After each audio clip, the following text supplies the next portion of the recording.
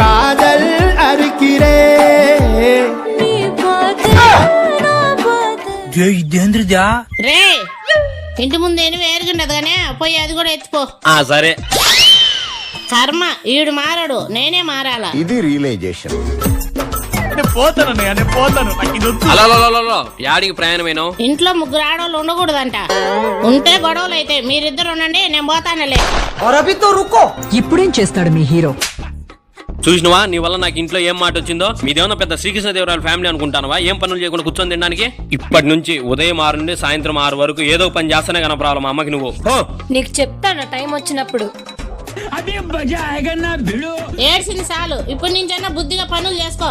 ఇక నుంచి నీ మీద ఏటు పడకుండా నేను చూసుకుంటాలే.